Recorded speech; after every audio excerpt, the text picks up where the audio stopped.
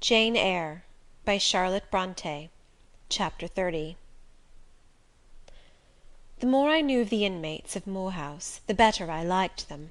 In a few days I had so far recovered my health, that I could sit up all day, and walk out sometimes. I could join with Diana and Mary in all their occupations, converse with them as much as they wished, and aid them when and where they would allow me. There was a reviving pleasure in this intercourse, of a kind now tasted by me for the first time; the pleasure arising from perfect congeniality of tastes, sentiments, and principles. I liked to read what they liked to read; what they enjoyed delighted me; what they approved I reverenced. They loved their sequestered home. I too, in the grey, small, antique structure, with its low roof, its latticed casements, its mouldering walls, its avenue of aged firs, all grown aslant under the stress of mountain winds, its garden dark with yew and holly, and where no flowers but of the hardiest species would bloom, found a charm both potent and permanent. They clung to the purple moors behind and around their dwelling, to the hollow vale into which the pebbly bridle path leading from their gate descended, and which wound between fern banks first, and then among a few of the wildest little pasture fields that ever bordered a wilderness of heath, or gave sustenance to a flock of grey moorland sheep, with their little mossy faced lambs. They clung to this scene, I say, with a perfect enthusiasm of attachment. I could comprehend the feeling, and share both its strength and truth. I saw the fascination of the locality; I felt the consecration of its loneliness; my eye feasted on the outline of swell and sweep, on the wild colouring communicated to ridge and dell by moss, by heath bell, by flower sprinkled turf, by brilliant bracken and mellow granite crag. These details were just to me what they were to them, so many pure and sweet sources of pleasure. The strong blast and the soft breeze, the rough and the halcyon day, the hours of sunrise and sunset, the moonlight and the clouded night, developed for me, in these regions, the same attraction as for them, wound round my faculties the same spell that entranced theirs. Indoors we agreed equally well. They were both more accomplished and better read than I was, but with eagerness I followed in the path of knowledge they had trodden before me. I devoured the books they lent me; then it was full satisfaction to discuss with them in the evening what I had perused during the day. Thought fitted thought, opinion met opinion; we coincided, in short, perfectly. If in our trio there was a superior and a leader, it was Diana. Physically she far excelled me; she was handsome, she was vigorous.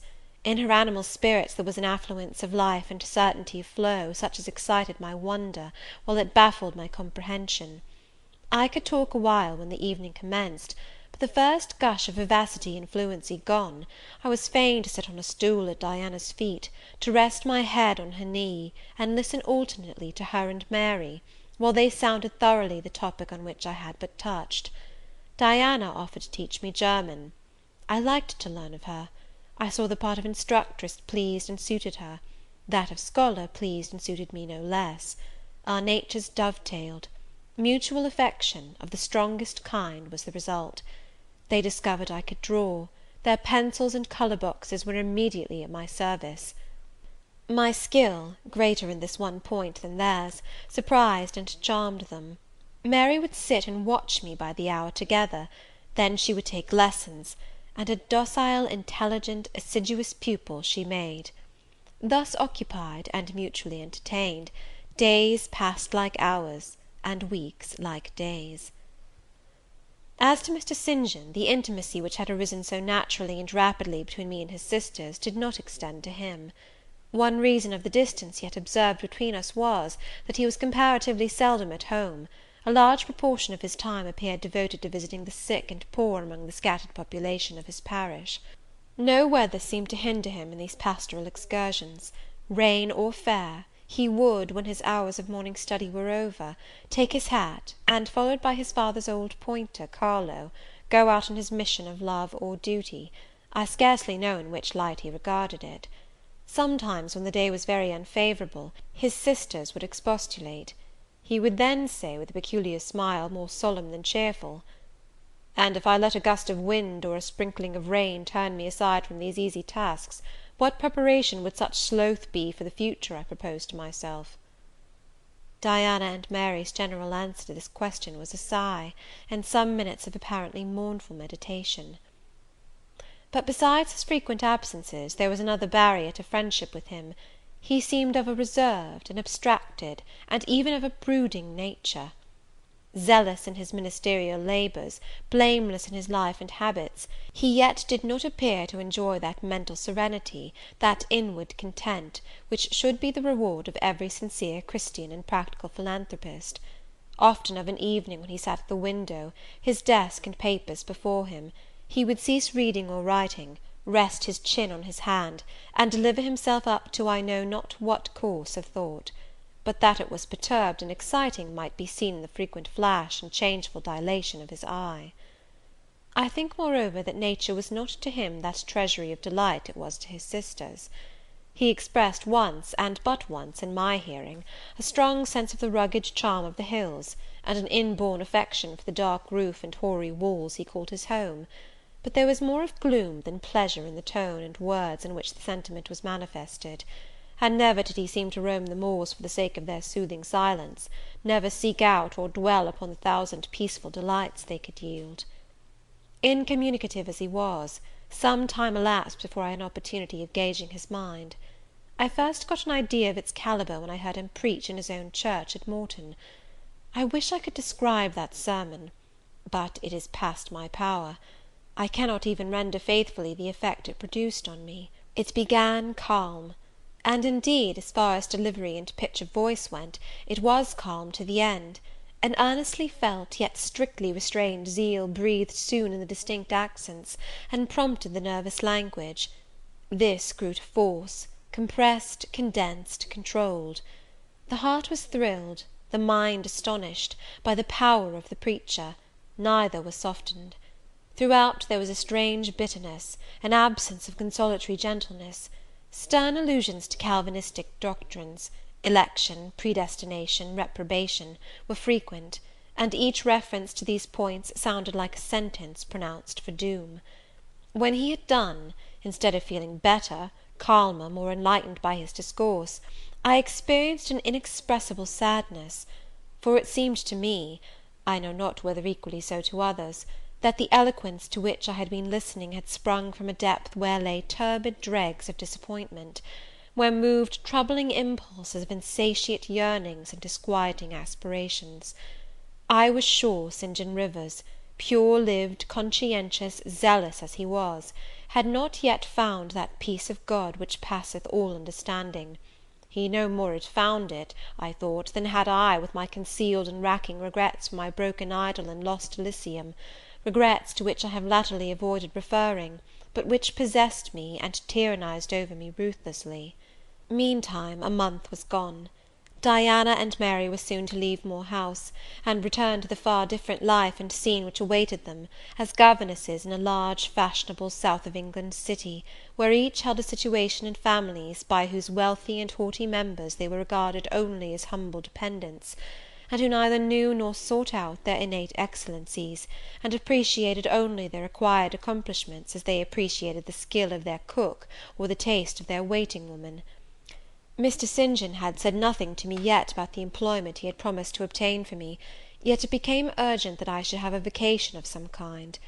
One morning, being left alone with him a few minutes in the parlour, I ventured to approach the window recess, which his table, chair, and desk consecrated as a kind of study, and I was going to speak, though not very well knowing in what words to frame my inquiry, for it is at all times difficult to break the ice of reserve glassing over such natures as his, when he saved me the trouble by being the first to commence a dialogue. Looking up as I drew near, "You have a question to ask of me?" he said. "Yes, I wish to know whether you have heard of any service I can offer myself to undertake." "I found or devised something for you 3 weeks ago; but as you seemed both useful and happy here, as my sisters had evidently become attached to you, and your society gave them unusual pleasure, I deemed it inexpedient to break in on your mutual comfort, till their approaching departure from Marsh End should render yours necessary." and they will go in 3 days now," I said. "Yes, and when they go, I shall return to the parsonage at Morton. Hannah will accompany me, and this old house will be shut up." I waited a few moments, expecting he would go on with the subject first broached; but he seemed to have entered another train of reflection. His look denoted abstraction from me and my business. I was obliged to recall him to a theme which was, of necessity, one of close and anxious interest to me. "What is the employment you had in view, Mr. Rivers? I hope this delay will not have increased the difficulty of securing it." "Oh, no, since it is an employment which depends only on me to give, and you to accept." He again paused. There seemed a reluctance to continue. I grew impatient; a restless movement or two, and an eager and exacting glance fastened on his face, conveyed the feeling to him as effectually as words could have done, and with less trouble. "You need be in no hurry to hear," he said. "Let me frankly tell you, I have nothing eligible or profitable to suggest. Before I explain, recall, if you please, my notice, clearly given, that if I helped you, it must be as the blind man would help the lame. I am poor; for I find that, when I have paid my father's debts, all the patrimony remaining to me will be this crumbling Grange, the row of scathed firs behind, and the patch of moorish soil, with the yew trees and holly bushes in front. I am obscure. Rivers is an old name; but of the 3 sole descendants of the race, 2 earn the dependent's crust among strangers, and the 3rd considers himself an alien from his native country, not only for life, but in death. Yes, and deems, and is bound to deem, himself honoured by the lot, and aspires but after the day when the cross of separation from fleshly ties shall be laid on his shoulders, and when the head of that church militant of whose humblest members he is one, shall give the word, "Rise, follow me." St. John said these words as he pronounced his sermons, with a quiet, deep voice, with an unflushed cheek, and a coruscating radiance of glance.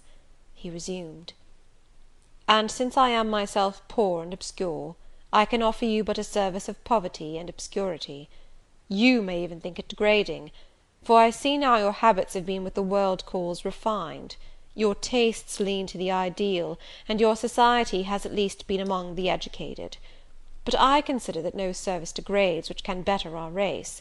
I hold that the more arid and unreclaimed the soil where the Christian labourer's task of tillage is appointed him, the scantier the meed his toil brings, the higher the honour. His, under such circumstances, is the destiny of the pioneer, and the first pioneers of the gospel were the apostles. Their captain was Jesus, the Redeemer himself." "Well," I said, as he again paused, "proceed." He looked at me before he proceeded. Indeed, he seemed leisurely to read my face, as if its features and lines were characters on a page. The conclusions drawn from his scrutiny he partially expressed in his succeeding observations. "I believe you will accept the post I offer you," he said, "and hold it for a while. Not permanently, though; any more than I could permanently keep the narrow and the narrowing, the tranquil hidden office of English country incumbent; for in your nature is an alloy as detrimental to repose as that in mine, though of a different kind." "Do explain," I urged, when he halted once more. "I will, and you shall hear how poor the proposal is, how trivial, how cramping. I shall not stay long at Morton, now that my father is dead, and that I am my own master. I shall leave the place probably in the course of a 12-month; but while I do stay, I will exert myself to the utmost for its improvement. Morton, when I came to it 2 years ago, had no school. The children of the poor were excluded from every hope of progress. I established one for boys. I mean now to open a second school for girls. I have hired a building for the purpose, with a cottage of 2 rooms attached to it for the mistress's house. Her salary will be £30 a year. Her house is already furnished, very simply but sufficiently, by the kindness of a lady, Miss Oliver, the only daughter of the sole rich man in my parish, Mr. Oliver, the proprietor of a needle factory and iron foundry in the valley.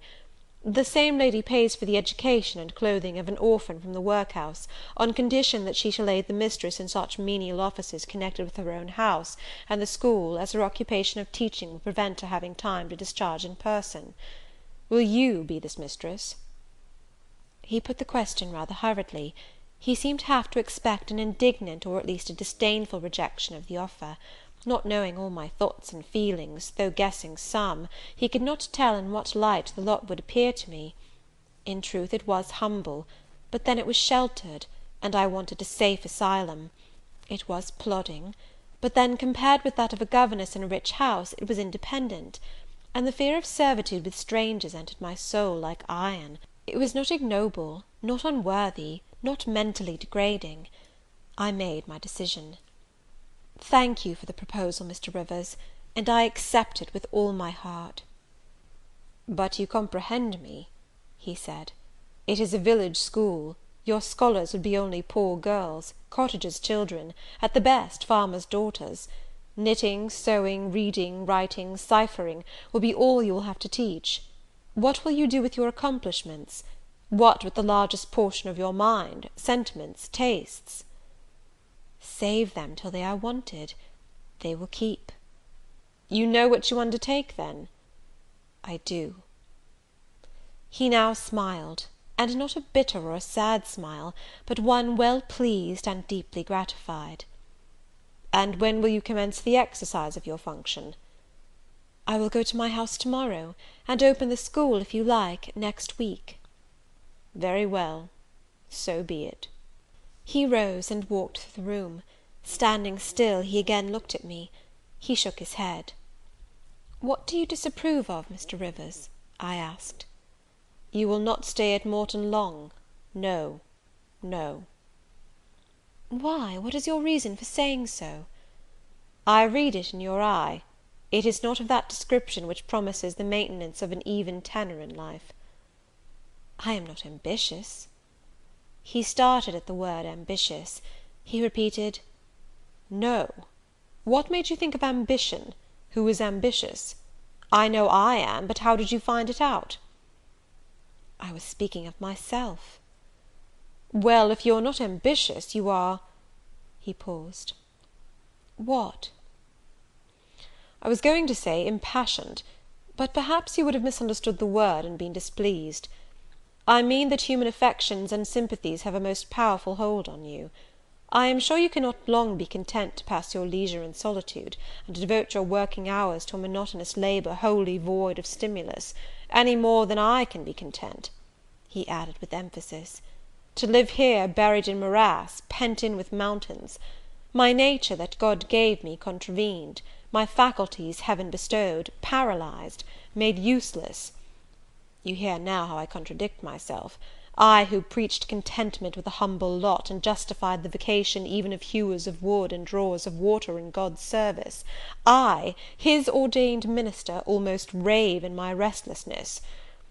Well, propensities and principles must be reconciled by some means. He left the room.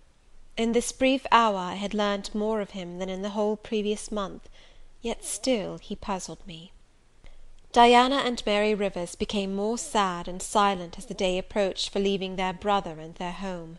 They both tried to appear as usual, but the sorrow they had to struggle against was one that could not be entirely conquered or concealed.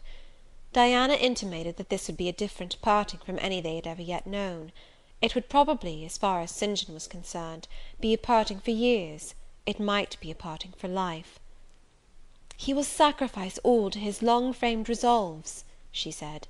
"Natural affection and feelings more potent still. St. John looks quiet, Jane, but he hides a fever in his vitals. You would think him gentle, yet in some things he is inexorable as death; and the worst of it is, my conscience will hardly permit me to dissuade him from his severe decision. Certainly I cannot for a moment blame him for it. It is right, Christian, noble, yet it breaks my heart." And the tears gushed to her fine eyes. Mary bent her head low over her work. "We are now without father, we shall soon be without home and brother," she murmured. At that moment a little accident supervened, which seemed decreed by fate purposely to prove the truth of the adage, that misfortunes never come singly, and to add to their distresses the vexing one of the slip between the cup and lip. St. John passed the window reading a letter. He entered.